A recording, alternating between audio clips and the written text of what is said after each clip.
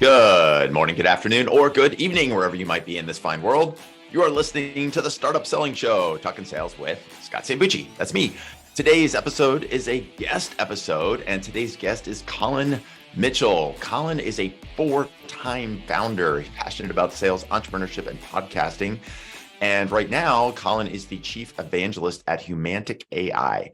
At Humantic, they are helping sellers personalize their entire sales process to build rapport and close more deals. Humantic AI is a buyer intelligence platform for revenue teams. The way that your platform works is it helps top revenue teams use their personality AI. We'll talk about this more in just a few minutes to identify early adopters to help their BDRs personalize outreach and enables their AEs with vital customer insights for every deal. So what does all that technical stuff mean? What it means is, and these are the topics that we covered in my conversation with Collin. What that means is that in today's world, we know that there have been now years of batch and blast and spray and pray and all of the tech stacks that have been stacked up with outreach and automation and CRM stuff and follow-ups and triggers and all of those kinds of things. And the problem with that is while it allows us to be able to send lots of messages out, none of those messages are truly personalized. And so the way Humantic works, and specifically the conversation we're having with Collin today, what we're going to talk about is how do we revert back to a level of personalization that goes a little bit more beyond just like, hey, checked out your profile on LinkedIn or saw that you were speaking at XYZ conference. The way the Humantic works, and what we'll talk about with Collin, is really understanding the difference between what is your target market versus what is the persona of the kinds of buyers you are going after, and then what are the personalities of those buyers. I think too often, and I know this from working with startup founders, too often we sort of group all of those things together. If we ask somebody, hey, what's your ICP? What's your ideal customer profile? Sometimes you might hear like, oh, we sell to banks. Banks are our ICP. Well, banks are not an ICP. Banks are a $1 trillion market. So the idea is, okay, well, what kinds of banks? Well, we sell to regional banks. Better. Well, who in the regional banks do we sell to? Well, we sell to CTOs at regional banks. That's our ICP. That's our persona. Well, let's get a little more detailed. Okay, we sell to banks, regional banks, CTOs that are using regional banks that are between, X number and Y number of assets, and you are using Salesforce right now for a backend system. Okay, that's getting a little better, but still not getting us to a persona or a personality. The persona might be, well, we're looking for early adopters. And the signals for early adopters might be a CTO at a regional bank that is using Salesforce and going to conferences or other signals that we might find. Even better. Now, let's get down to the person, the personality of the person. And this is where Humantic comes in. The personality of the person, which is, hey, here's a CTO at a regional bank that is using Salesforce that could be an early adopter. Let's look at that person's personality and understand how that person should be targeted in terms of, is it email? Is it phone? Is it LinkedIn? Is it in person? Is it all of those things? What are the kinds of approaches around that one person's personality that they like? Do they want something that's more direct? Do they want something that's more relationship based? Do they think of the world from a more technical standpoint, or do they think of the world from a more strategic standpoint? That person's personality should and can and does affect how you do that outreach. And so these are all of the things that we talked about in my conversation with Collin. So we talked about how to move away from the spray and pray and batch and blast. We talked about the importance and how critical it is right now in today's environment to have super specific personalization. We talked about the definitional differences between target market, persona, and personality, and also what personality types are more likely to respond in different channels, in different ways. And so I really, really enjoyed this conversation with Collin because he helped to clearly define these different segments, these different ways that we think about the people that we're selling to or the companies we're selling to, and his expertise doing this not only as a four-time founder, but also now as a chief evangelist, helping companies all over the world use this personality assessment that Humantic AI offers. Really brings a lot of really specific ideas and insights for you to put to action right away. So as you can tell, I was pretty excited about this conversation. I'm glad that we had Collin on the show and looking forward to your feedback about this. So without any further ado, let's head over to my conversation with Collin Mitchell. Collin, how are you? Scott here. Good to have you on the show. Good, Scott. Been looking forward to having this conversation. Excited to be on the show. Yeah, I mean, I'm especially excited for what we're going to talk about because of the state of the world, if you will, the state of the business world, especially when it comes to how buyers are thinking about, the purchases they're going to make, and especially how buyers are looking how companies sell to them and how reps sell to them. And I know that's a big area of expertise for what you're doing at Humantic and what you've done over the years. So as we dive in, I would love for you to just share with the audience a little bit, like tell us like, hey, Collin, when people ask you, what do you do? How do you describe that? Yeah, thanks for asking that. So what I do is I help sales teams personalize the entire sales funnel from prospecting to closing by being more authentic and selling the way that their buyers want to buy. And before we were chatting here, before we hit record, and on a personal level, when my professional day is wrapped up, that's when the real work starts, where I get to go, assist my wife with managing our household of four young kids.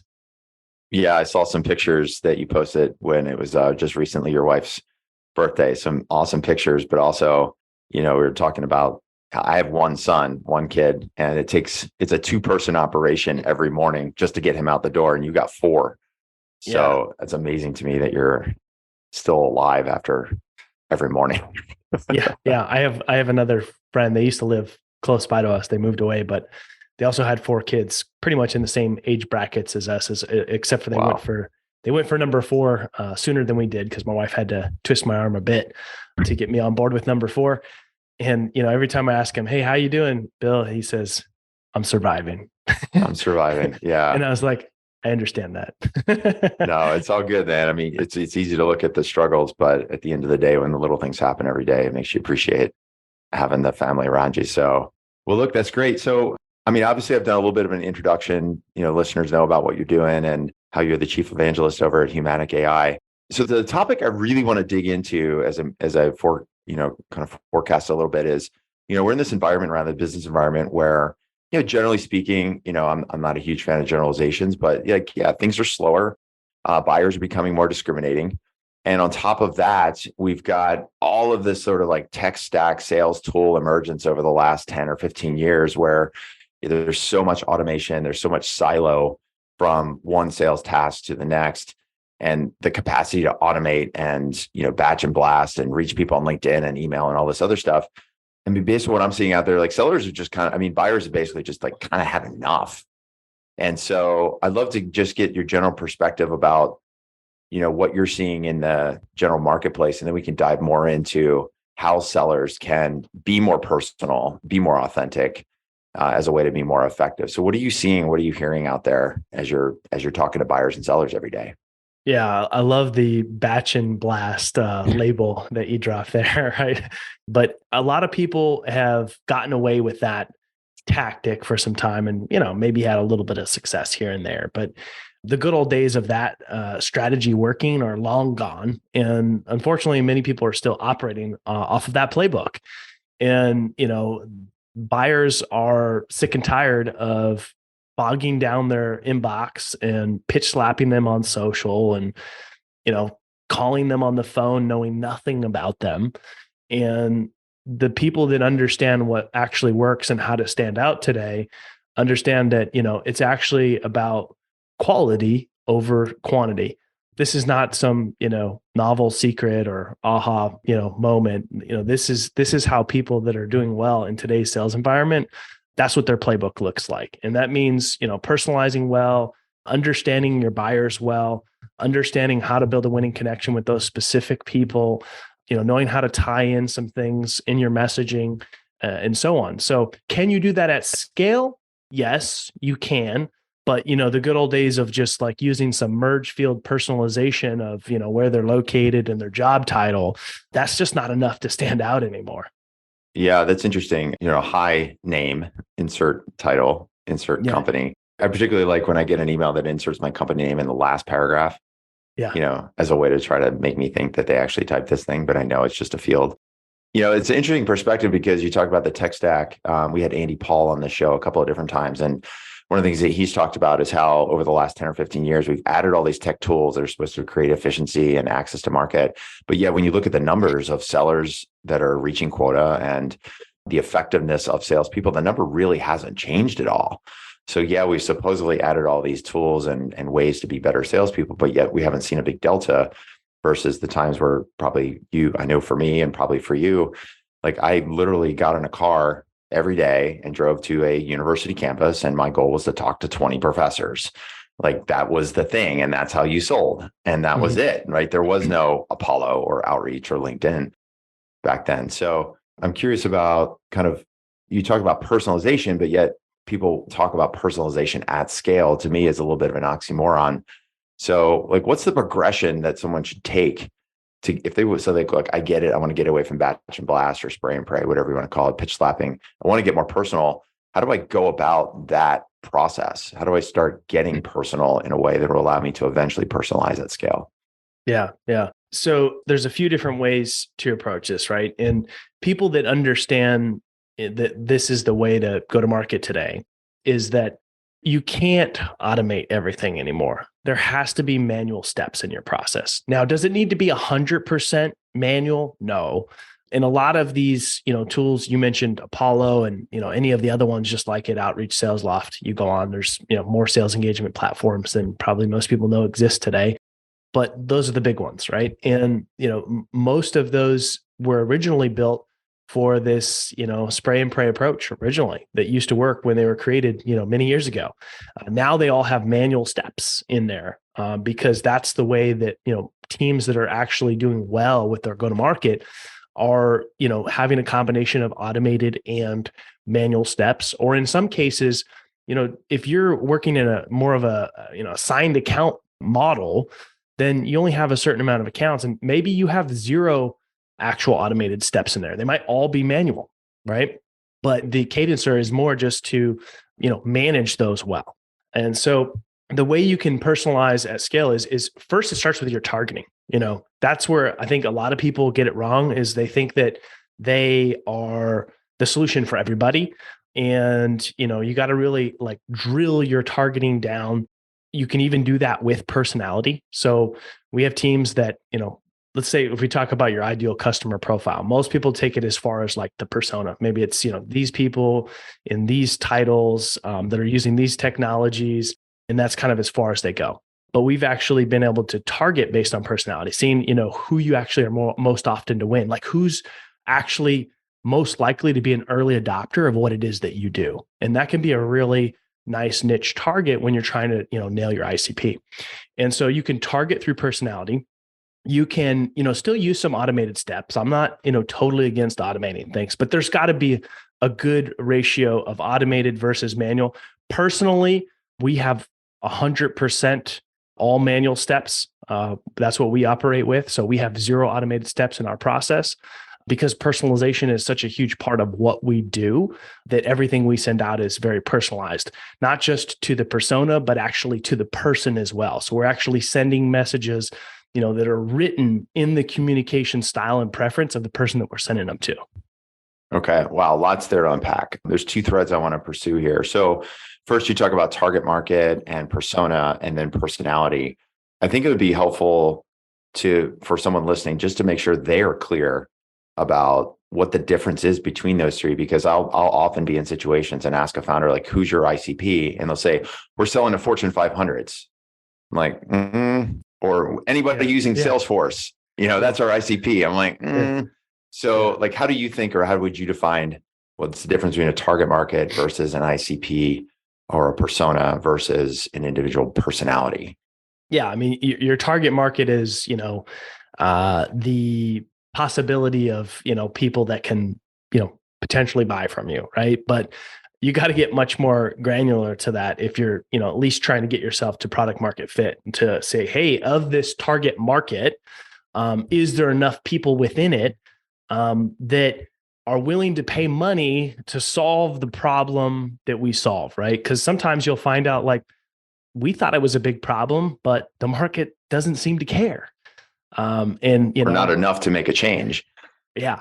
And the thing there is that can be That's where a lot of businesses go wrong is they build too much before they get feedback, right? And so, and your ICP can change, right? And so you have to, when you're early stage, like you got to test a lot of different, theories, because that's really all you're working with is a theory. You think, maybe this ICP is going to care about solving your problem, and maybe not. And the feedback that you get is actually super valuable. What are people saying, in your cold calls or in your emails or, in the discovery calls that you're running? Like early on, getting as much feedback as possible is really, really, really important, because that's going to help you start to shift and maybe narrow your ICP. And so personas are built out to look something like, hey, they have this title, they're in this industry, they have these problems, maybe they're using these, things in their tech stack. That's pretty much a persona, right? And then you have messaging that you build around that persona, problems that that they have, but then you can drill down to actually the personality, right? Which personality types are we getting the most success for? Or what personality types are most likely to respond on specific channels, right? There might be a specific type that we know is going to be more likely to actually pick up their phone and have a conversation and potentially book a meeting. We can write messaging, to people that's written in the way that they want to read messages. And, that could be different, right? And so, some types care more about ROI. Some types care more about, how are you going to align with my goals? Some people care more about relationships. And so the messaging can all be built around those different things that we know different people value differently. Yeah, especially the last page that you described, because I think a lot of times, like take, for example, we have a client called Payrex that does international payments. And so, industry, they're selling to our banks, right? But that's too big, right? So what they've identified is for now, they're selling to regional banks that have customers doing a certain number of international payments or transfers. So it's a way to sort of narrow down the subsegment. So that's kind of their target niche market for now. And then within those banks, they have certain people or titles, CTO, head of customer development, the key people that they're targeting. Those are kind of the ICPs or personas. But what's interesting is that what you're describing is a lot of times I think, and I'm guilty of this as well, you say, oh, that one person we need to sell to is a CTO, and CTOs never like to pick up the phone. They don't care about relationships. They're only like focused on email and presentations. What I'm hearing you say is like, no, actually some CTOs love the phone. Other CTOs might be super active on LinkedIn. Other CTOs love getting on the plane and going to conferences. They're not all the same, and that's understanding the personality. Is that the right way to think about it? Yeah, I really love how you broke that down, because it's a great example, number one, and we've come across these types of things, right? Even in our own company here, Humantic, we've even come across where, trying to get a deal across the finish line, it's, stuck in legal, which, everybody knows what it's like to have a deal stuck in legal. And a lot of never people, happened. Yeah. And everybody has assumptions about what the legal person is going to be like, right? Yeah. Very proper, very buttoned up, very detail oriented, you name it, right? The list goes on. Just like how you said people would have, sort of these ideas of what the, IT, CTO, CIO persona might be. But this person in legal actually had more of an I-type personality, which is more enthusiastic, actually more casual, values relationships, more exciting, which is language nobody would ever use with somebody on legal. Right. And we were able to send a message, in the, style that would go against every, persona of a legal person to get that deal moving forward, and actually worked extremely well. And so we have examples like that. We have, examples of, really unique personas that people target, where a lot of those assumptions are typically made, where they can have great success because they're treating them differently than everybody else is, in a way that stands out. All right, folks, we're off and running in my conversation with Collin Mitchell. Listen, hopefully you're already starting to see where you could improve your sales process based on some of the concepts that Collin is sharing and things that we are talking about right now in this conversation with him. And so, if you're an early stage, growth stage startup founder, if you're selling to the enterprise, a lot of times, and I know this because we've worked with hundreds of startups all over the world over the last decade, a lot of times we think we know the people and the target and the personality of the folks we're selling to, but oftentimes one of the reasons we might struggle to get the traction, to get the repeatability, to get the scalability in our sales process is we're either doing one size fits all, we're approaching too big of a marketplace. We're not really looking at the individuals, the people that we're selling to, and how do we target them, and how do we craft the right message, and how do we think about the sequences, and how do we continue to build a relationship with that person throughout the sales process and find all of the other buyers and all of the other decision makers and stakeholders that are going to be involved with the decision, and then understand their motivations, understand how they are compensated, understand their KPIs. And so these are all of the things that we do each and every day with our clients at Sales Qualia.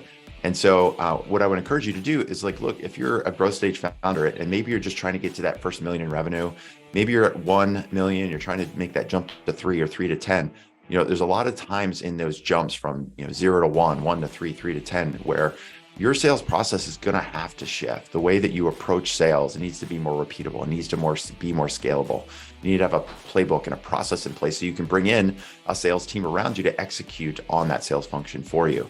And so if that's something that you're looking to do and you want to get some more help and you really want to hit that next growth curve, the next part of your growth curve for your startup, then maybe it's worth us having a quick chat. So what I would encourage you to do right now, if this sounds anything remotely like something you might need some help with right now, or just want to get a second set of eyes on what you're doing, then I encourage you to open up your email app right now and shoot me an email, Scott@salesqualia, SCOTT @salesqualia, QUALIA.com, Scott@salesqualia.com.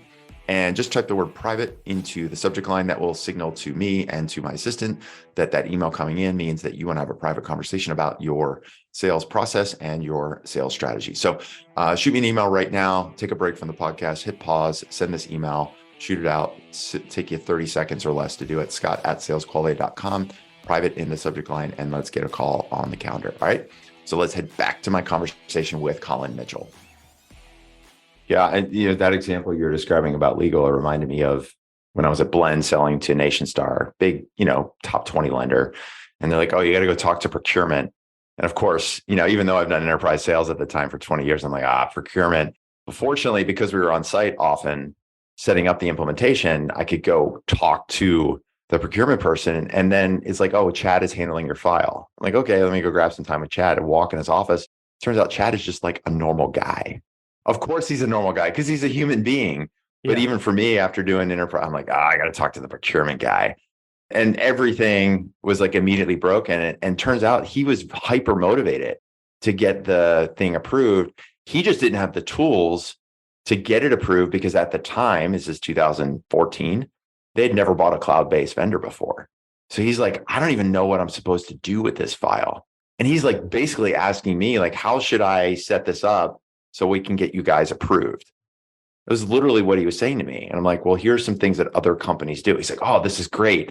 So it turns out he was actually learning from us and he was wide open to that kind of help. Yeah. But again, to your point, like legal, procurement, CTO, we sort of have these misgivings like, oh, I can never pick up the phone and call CTO because they don't want to hear from me.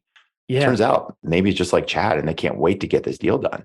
Yeah. And your example is, you're there, it's, enterprise deal, you're on site, you have the ability to kind of adapt and adjust, based on walking into the procurement office. Right.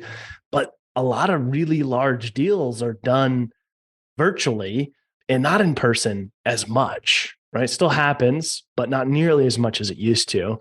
And, a lot of that stuff is much harder to pick up on virtually, Yeah. Especially, if people are Zoom fatigue, which is a real thing, maybe, I don't know. Right. But also, you just never know. Like, maybe it's been a long day. They got other stuff going at home. They're working from home. Who knows what's going on? It's a little bit more challenging to read people virtually. And so we arm sales teams with all of this information about these people before they ever even meet them. Yeah, I love that. And I want to talk more about how you guys specifically help teams in a couple minutes. So that really helps me understand that target market versus ICP versus person, and the reason why we want to start thinking about these as people, as humans, not just roles, CTOs, procurement, legal. A second thread I wanted to pick up on, which you mentioned before we got on this part of the conversation, we talked about manual versus automated and how at Humantic, everything you do is manual.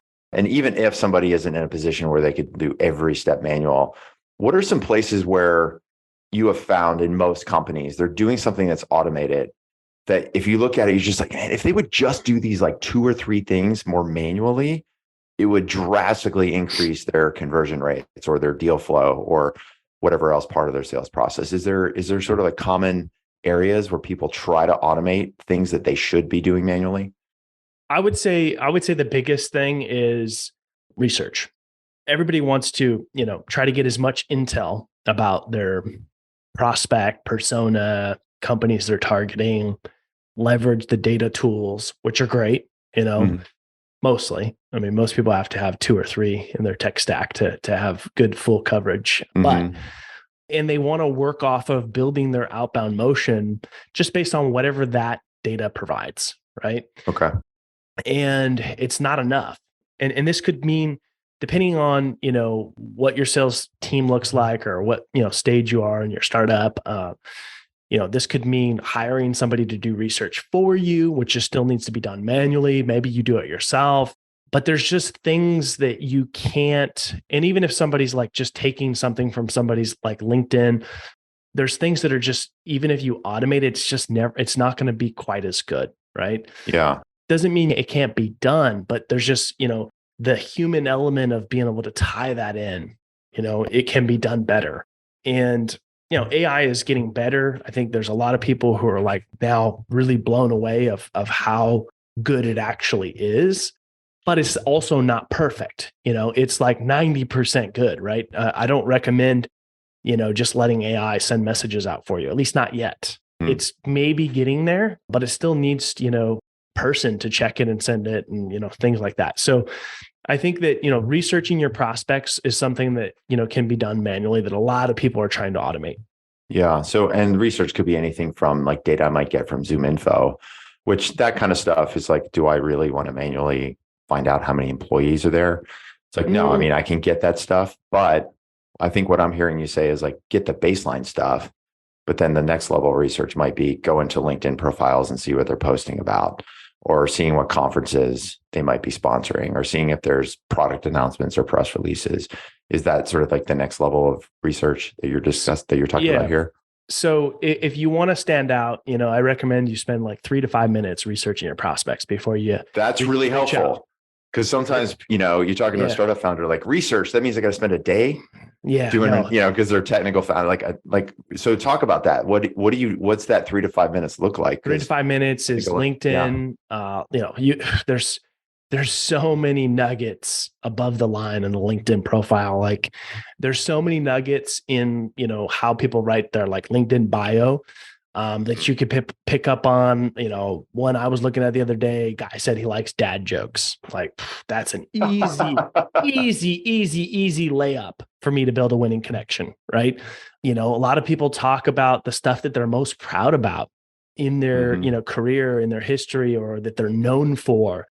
Within that. And so if you can personalize and use that and then tie it into what you do, and you can do this, through a LinkedIn message, through an email, through a cold call, doesn't matter, or all 3. Definitely recommend using all the channels. And like, if it's day 1 of you reaching out, use them all on the same day. Like it makes no sense to, call somebody and then like wait a day or 2 to then send an email and then wait a day to send a LinkedIn. Like day 1 should be, call, LinkedIn, email, all on the same day. So that's just those types. I want to pause there for people listening. Like some people are like, oh, wait a minute. Aren't I like blasting people? And what you're telling me is something that many, many other sales experts have said, like do that double or triple tap or triple touch in one day. Help somebody who heard that say, well, no, help them feel okay with the permission you just gave them to triple touch. Yeah. Look, because most people, you're going to have success on whatever channel they prefer. And you don't always know what that is. So you can leverage them all and reference them, right? Hey, you call them, hey, I just sent you an email. Not sure if you saw that, and you get into it, right? So leverage all the channels, and then whatever channel they respond on, keep the conversation there until you can move it to a meeting. So, because it's obviously the channel they prefer. Now, LinkedIn can be a little bit tricky because if they're an executive and people are, just hitting them up on LinkedIn left and right all day long, it's very, and the LinkedIn, inbox is very hard to manage for anybody who gets a lot of messages there. So if you don't get a response, after a day or so, you're going to want to move it to another channel or, try to reach out. So that's the thing is, so when you're doing that 3 to 5 minutes research, you're just looking for something, and the more you do it, the better and the quicker you get at it. And so, when you first start doing this, if you've never done this before, it feels overwhelming. You need to put a timer on. Because you will go over the 3 to 5 minutes. One of my favorite places to look for good information is podcasts. So you can go to like listennotes.com. You can search their name and their company, see if they've been on any podcasts recently. You don't got to listen to the whole episode. They're never going to know if you did or not. I mean, if it's good, go ahead. But you can fast forward 5-10 minutes in there, find a little nugget. You can read the show notes. If they have transcriptions, you can read those and find something. People talk about interesting stuff on podcasts that you typically don't find anywhere else. You can look at anything they've commented on, any posts that they've put out. So there's so much gold there if you know where to look. And the more you start to do it, you'll find that you're 90 seconds in and you're like, bam, that's what I need. That's what I needed. And then you're ready to go. And it's worth it. It's worth it because most people aren't doing it, and it's an easy way to stand out. Yeah. I mean, I love the way you said that because I was also thinking about myself. Like when people approach me and you talked about the LinkedIn profile, how people to describe themselves. Well, if you go to my profile, one of the ways I describe myself is ultra marathoner. And so it's shocking to me how few people actually mention that in an outreach, but the ones that do, I always read and I almost always reply because they're like, hey, Scott, saw you're an ultra marathoner. I'm working on my first half marathon right now. I wish I could run 100 miles like you. That's really awesome. So listen, by the way, I'm getting in touch because they just did that. And I'm like, hey, I want to talk to this person because I actually want to help them with their running now because they're working on their first half marathon. I remember what that was like a long time ago. And now they've created that connection for something as simple as just picking up on the fact that I typed ultra marathoner in my LinkedIn profile. It's not hard. Yeah. Yeah. Now, some people you're going to come across and it's going to be like, geez, I can't find anything. And it's going to be tough. And then that, you grab something from the company. Maybe you listen to an earnings call. Maybe you see that, somebody from, their executive team is talking about something or some, one of their more senior people are active and you find something on them. Hey, saw, this, your CRO talking about this seems like this might be important to you, based on, what the current goals are over there at, ABC company. So if you know where to look, it's easy. That's the key. And then, putting a timer on yourself because it's so easy to get, stuck in that black hole of spending 20, 30 minutes researching one person and then you're ripping your hair out and you're like, why would I ever do this again? Yeah. 80-20 rule applies 20% of the work for 80% of the results. And it's probably more like 90-10. So we got about 5 or 10 minutes left. So as we wrap up, when you think about AI in general, as a mechanism, you talked about its effectiveness and how it's improving, obviously, in leaps and bounds. What is the role of AI if we're still going to do some things manually and we're still got to do kind of the understanding all the things we talked about personas and the difference between market and ICP and personality? Where does AI fit into this whole picture as a sales support tool of some kind? Yeah. So here's the funny thing is there's all this talk about AI right now. It's some new thing that just popped up, and it's not. It's been around for a long time. It's just gotten a lot better. And also it's gotten better and more accessible. Most, sales orgs are using AI in their tech stack today for different parts of their business. They might be using something for revenue intelligence to, analyze data and give them, allow them to make better decisions based on that data. They might be using, some of the data tools, which are AI tools, to get contact information, how many employees, emails, direct dial phone numbers, all that stuff, right? These tools have been around for a long time. They're not new. They all use AI.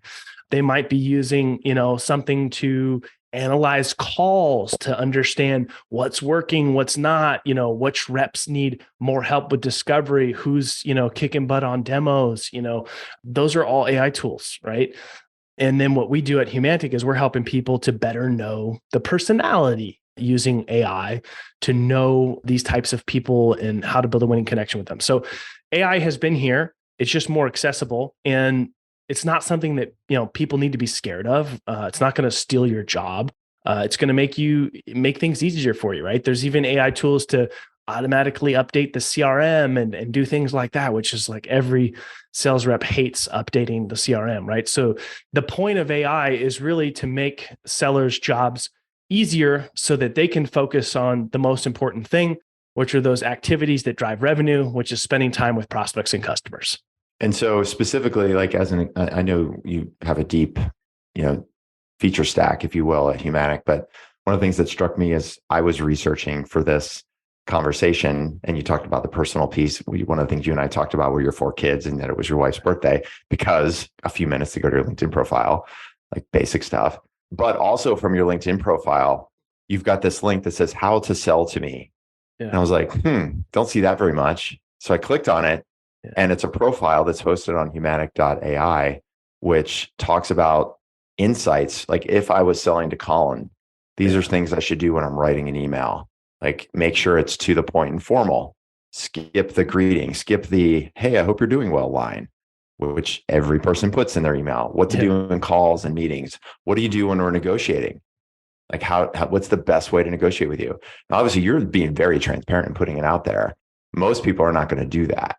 So how does the engine work to collect this information so that if I'm using Humantic and running one of my prospects through this, how does it know to provide these sort of guidelines to me? Yeah, so it's a Chrome extension, and it works off LinkedIn or Twitter when you're on a prospect's profile. And then in 30 seconds or less, it'll give you all of those insights and even more that you just mentioned about that person. And so that's one way it works. Another way it works is we actually just push all that data right into the sales engagement platform or CRM system that folks are using, so that they can do things at scale by leveraging these sort of insights. And so there's about 180 plus, different data points. A lot of them are largely from LinkedIn, all, public data that's available, self-authored content. And what it's doing is it runs through natural language processing and psycholinguistics in order to identify what the DISC personality and ocean personality type is of that person. And then it gives you all of those all that feedback, like you mentioned, on how to sell to that person, how to write to that person, how to build a winning connection, things to avoid, things that you should do differently that are maybe outside of your natural style. Because I think the one thing that we can all agree on is we all have personality types, and they're all different, right? And I know I do. You can ask my wife. Yeah. And my team. Yeah. And the thing is sellers are always going to default to their own natural tendencies. Not many of them are very good at reading other people's and adapting and adjusting based on that. Interesting. Could you tell me more about that? Yeah. So let's say, you've got my personality profile there. Mm-hmm. I'm always going to tend to fall to sell that way, as if I were on the other side of the table. So I will sell the way that I tend to behave, because that's what I know best and that's what I'm comfortable with. Yes. So in your case, like, I'm reading your profile and it's saying, like, to the point and formal, be more direct. But if my tendency is to be a relationship person and I want to get to know you and kind of warm you up first, if I do that naturally, because that's what I'm comfortable with, it's going to be in contradiction to the way you like to be sold to. Exactly. But I'm not aware of the fact that there are other ways that other people might want to be sold to, as opposed to the way I do it. Exactly. And so, and even like more to the point is just how you're saying the example there of being direct and straight to the point, right? Well, there's some people who are opposite of that. They prefer more detail. They want to know how the sausage is made, right? Which me, I could care less, right? I want to know how it works or how it tastes or whatever the case is, right? Yeah. Does it taste good? Yes. Yeah. Don't care what's in it. Yeah. But other people want to know, how it's made. And, so with them, you might write a longer email, more details, more proof points, things like that, which for me, and they might be more formal, right? Where you might start the email off more formal with like a Dear Scott, which is like, who the heck does that? But there's people who are that way. And so a lot of these things require you to go very outside of your comfort zone in order to, communicate in the way that is going to land best with the person you're sending that message to. Mm-hmm. Okay. I love that. Wow. You got my gears grinding a lot here, Collin. I guess last question on this is, how do you, and it's all, and I'm asking this question because my brain kind of went to this place. So I'm assuming other people might also feel this way, which is, okay, I got all of this information. It's got a little bit of the big brother kind of feel to it. Like I know a lot about Collin, Yeah. not just based on what he shared, but like I'm getting these insights. I'm getting a sense of his disc personality, his disc profile. Like, is that okay to use that? Am I manipulative if I use it? It feels a little bit like, I don't know, with great power comes great responsibility. I don't know. Like, how do you answer that question? I'm assuming you've gotten that question once or twice. Yeah. I mean, the fact is all the information's out there. If you scour somebody's digital footprint and LinkedIn and Twitter, and you look at, recommendations they received and given and how they write their bio and do they use explanation marks and, all of those things, go for it. Spend hours, dive in to arrive at, I think this person prefers to be more direct and straight to the point. And, this is how I should maybe deal with them. So if you prefer, that path, go for it. Right. But I would venture to say most don't, right? So this is all information that's available. We're just analyzing it for you so you don't have to. Yeah. I mean, the way you describe it, it's almost the same as if, like, why would you subscribe to Zoom Info? Like, I could go find out how many employees they have myself. I could do research to figure out how much revenue they have. I could figure out how many office locations they have myself. But why the hell would I do that when I could just subscribe to like Zoom Info or Apollo or something else that can give me that data? You'd have a killer prospect list, but no business. Yeah. Instead of spending 3 or 5 minutes, you'd be spending 3 to 5 hours for a prospect. So that actually helps me personally understand that. Because I remember you saying earlier, this is all publicly available information. And like you're just pulling stuff from LinkedIn. It's not like you're, having somebody go spy on them at night while they're eating dinner. It's just like, this is the stuff that's available on LinkedIn. It's available on Twitter. It's available 180 points of public information. You're just making this really easy and efficient so that you can focus in on helping that person understand what you do in a way that they are going to be best received. And I guess at the end of the day too, it's like, that's our job, is like to be the crusade, lead the crusade, right? We want to get our solution in the hands of the people who need it. So if this helps accelerate that, then I almost like owe it to myself to use a tool like this. Because if I don't, that means I'm going to be slower to get the word out to as many people as I could. And some people that might need the help, they might say no, not because they don't want my help. They just, I sent that messaging the wrong way in the first place, in a way they're like, that's not for me. But it could just be the fact that the way I approach them is wrong based on their preference. Exactly. Cool. Well, listen, man, I really appreciate you spending some time with us today. If people want to learn, more about you, more about Humantic AI, what's the best place to go for them to get started and check you out, check out the company and everything you're doing there? Yeah. I mean, very simple. They can go to LinkedIn to connect with me. You can download a free trial of Humantic at humantic.ai. Download a trial, run 50 profiles, get some feedback on some stuck deals, accounts you're trying to break into, and have fun with it. And, our team is here to support anybody who has any questions during the trial. Yeah. Cool, man. So that's humantic.ai. And then on LinkedIn, it's Collin C. Mitchell, 2 L's in Collin, COLLINC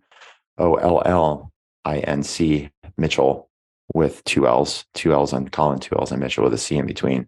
We'll also have links to you and the company in the show notes.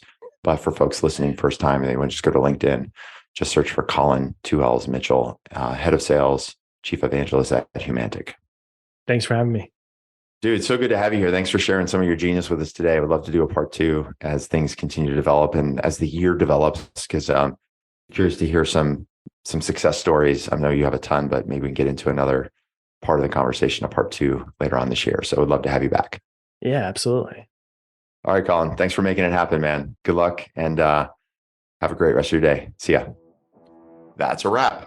Really excited to have had Collin on the podcast today. Obviously, not just because of his expertise at Humantic AI, but for all of his decades of experience running companies, a 4-time founder, really absorbed with the world of sales and understanding what does it take to run and build a truly scalable enterprise sales process. So hope that you learned something. And if you did, and you can think of another founder or 2 that should listen to this podcast, maybe it's somebody in your network, maybe it's somebody else who has a similar investor, somebody that's in the an accelerator program with you, then I would absolutely love it if you just shoot them a quick text right now or shoot them an email, share that episode, share this episode with them, share it with maybe 10 people. Viral is still the best way for us to grow the listenership here on the Startup Selling Show. So please do share this episode or let a friend or 10 know about what we're doing. Leave us a review if you're listening to this on Spotify or SoundCloud or Apple Podcasts. Leave us a review.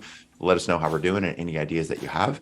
And again, as I mentioned in the middle of our podcast today, if you are a startup founder and you want to get a second set of eyes, you want to get some perspective, you want to get a little bit of help with how to think about your sales process moving forward, then shoot me an email, scott@salesqualia, scott@salesqualia, QUALIA.com. Type the word private into the subject line and we will get a call on the calendar. All right, let's do this. Thanks for listening to the Startup Selling Show, Talking Sales with Scott Sambucci. That's me. And looking forward to having you listen to our next episode. See you soon.